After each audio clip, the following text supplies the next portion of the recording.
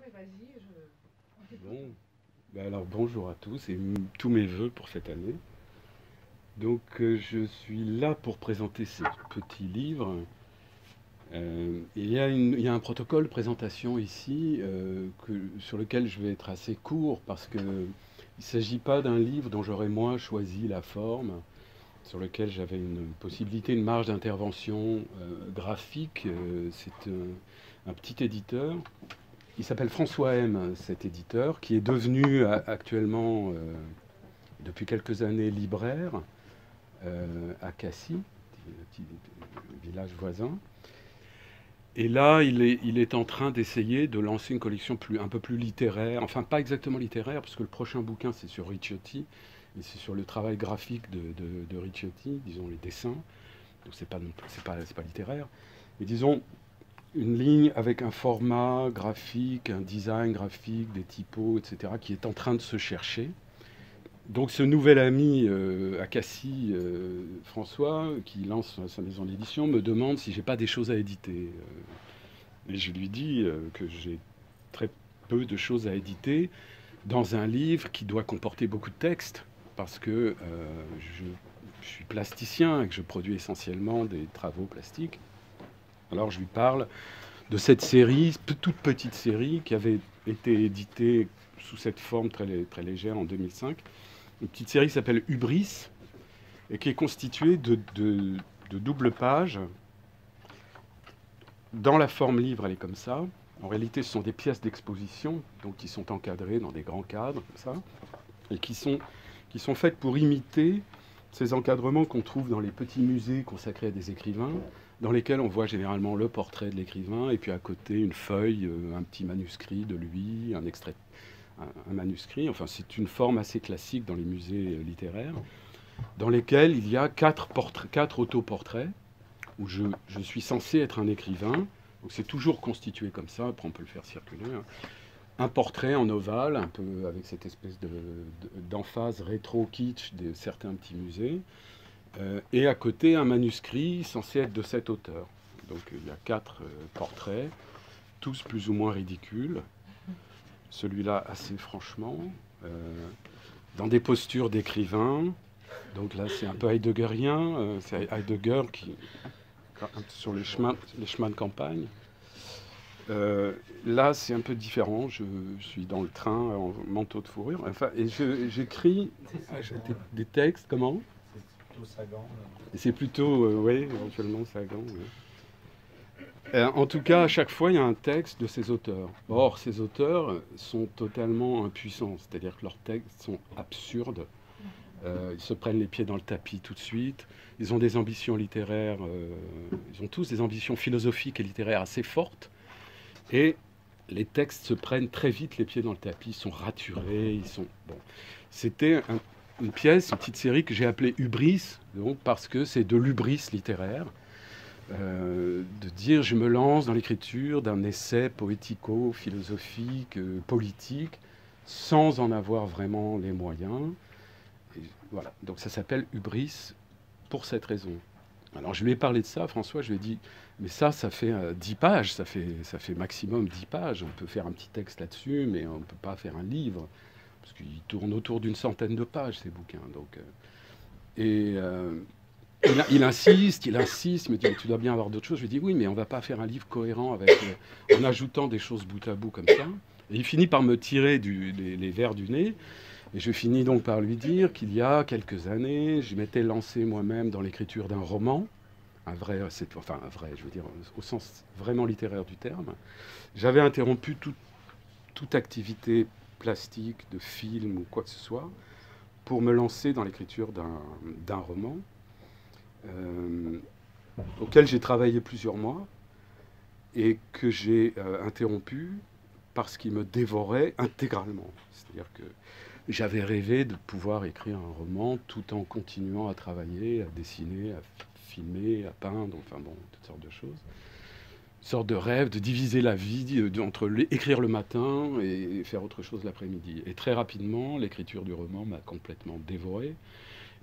J'y étais du matin au soir et je ne faisais plus rien d'autre.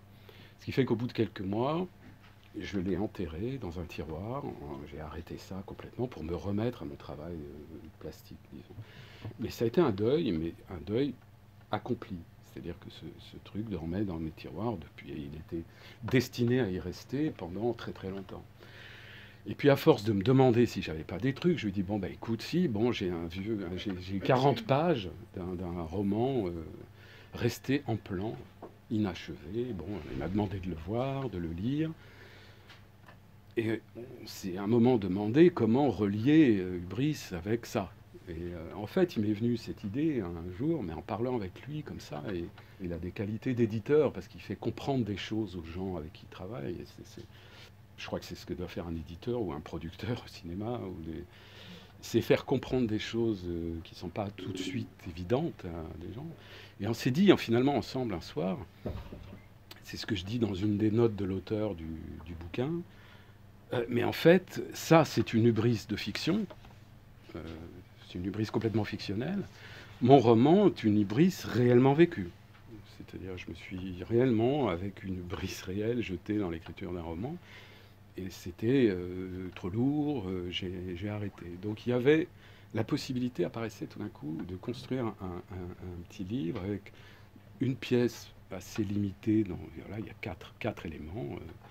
Et puis un roman inachevé, en trouvant la liaison. Et ça, c'est finalement, je trouve, une chose très intéressante pour les étudiants. Moi, j'essaye toujours de travailler comme ça avec eux, c'est-à-dire faire apparaître des liens entre soit leurs propres travaux, soit leurs travaux et d'autres.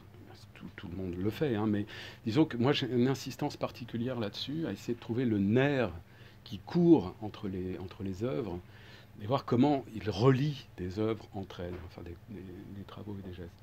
Donc en fait, on a construit ce petit bouquin à partir de cette idée d'une hubris véritablement vécue, qui est le roman, et de cette hubris-là. À partir de là, il a été mis en forme. Moi, j'ai sorti le texte de mes tiroirs, et puis je l'ai, comme on dit dans l'édition, je l'ai établi. C'est-à-dire, je lui ai donné j'en ai fini avec certaines notes virtuelles, etc. Je l'ai établi. Après quoi, on a demandé à 3 personnes d'écrire une postface. Enfin, c'est Jean-Yves Joannet qui m'a dit, mais je lui ai demandé une postface. Et j'en demandais aussi à une autre personne, enfin, etc. C'est lui qui m'a dit, mais ce serait marrant, fais des postfaces en cascade. C'est-à-dire comme un bouquin qui lui-même ne s'arrête pas. Tout est inachevé là-dedans. Donc la peinture de couverture est une peinture inachevée, le roman est inachevé. Ça s'est arrêté au bout de 4, mais c'est potentiellement, ça pourrait continuer. Donc on a 3 postfaces qui se succèdent. C'est comme ça que ça s'est construit. La chose qui m'a finalement décidé à le faire, parce que j'étais très réticent à publier un texte comme ça, parce que quand je dis hubris, en l'occurrence, c'est pas seulement pour plaisanter, c'est-à-dire il y a réellement cette dimension-là, qui fait que l'interruption de l'écriture et son enfouissement était un gros endettement pour moi. Donc le terme d'hubris réellement vécu, il est important, enfin il est sincère, disons, parce que c'est un texte qui essaye de dire quelque chose. Le projet du roman était à partir de l'amitié de 2 personnages, il y a 2 personnages, dont l'un des 2 s'appelle Grumeau. Ces 2 personnages sont de très jeunes gens, dont toute l'amitié qui remonte à l'enfance, à la petite enfance, toute l'amitié est fondée sur le langage, sur une manière de parler, une manière de dire les choses. Une sorte d'idiosyncrasie bourrée de métaphores, une manière de décrire la réalité par des enfants ou de très jeunes gens, qui passe essentiellement par une opération métaphorique. Parce que pour moi c'est ma pente, j'ai une pente métaphorique, parce que d'abord je la trouve une très grande chance donnée dans le langage à l'invention, à l'humour, enfin, bon, il y aurait beaucoup de choses à dire. Les deux personnages de ce roman étaient pour moi des personnages conceptuels qui étaient liés à cette histoire de positionnement par rapport à aux possibilités de la langue. Donc, j'ai commencé par écrire un chapitre qui devait se trouver en fait beaucoup plus tard dans le roman. Il devait y avoir beaucoup de choses avant et pas mal après. Et j'ai commencé par lui parce que c'était le nerf de la guerre. Et ce nerf de la guerre, c'est la rupture entre ces deux amis. C'est-à-dire qu'ils se connaissent depuis 10 ans et il arrive un moment où l'un des deux, il a 20 ans, 19 ans, 20 ans, et il va prendre un premier job. On ne sait rien de leur vie, à part leurs aventures de langage. Mais enfin bon, il va prendre un premier job, et c'est Grumeau. Et l'autre, qui est le narrateur, comprend tout d'un coup que son ami est en train de quitter le régime de langage qui était le leur. Parce qu'il va rentrer dans le monde, il va prendre un job, et qu'il ne pourra pas continuer à parler comme ça, métaphoriquement, de tout le temps. Il va devoir cadrer sa langue pour fonctionner dans le monde. Et donc, le premier chapitre décrit cette rupture qui se produit pendant une marche d'une demi-heure le matin, où le narrateur accompagne Grumeau vers son premier job, et où il tente une métaphore, comme ils en ont fait depuis 10 ans, pour décrire ce qu'il a autour de lui dans le paysage qu'il traverse. Il fait une métaphore, et elle est mal reçue par son ami. Et là, commence une sorte de monologue intérieur du personnage qui parle de cette normalisation de la langue qui est à l'œuvre chez son ami Grumeau. Il s'appelle Grumeau parce que tout d'un coup, c'est un grumeau dans la fluidité de la langue. C'est un peu pour ça que je l'ai appelé comme ça. C'est un grumeau dans la patte, quoi. Voilà, donc ça c'est l'histoire du roman. Et puis il y a un petit fragment d'un autre chapitre. Il y a 2 autres fragments après. Disons, ça fait 30 pages, ce que je viens de vous dire. C'est un chapitre qui fait à peu près 30-35 pages, je ne sais plus exactement. Et après, il y a 2 fragments qui étaient des éléments entamés de la suite du roman et qui restent à l'état de fragments de quelques pages. Parce que ça avait l'ambition de l'hubris, donc, d'être un roman construit vraiment avec beaucoup de personnages, des péripéties, etc. Mais merci beaucoup. Merci à toi. Merci. Merci beaucoup.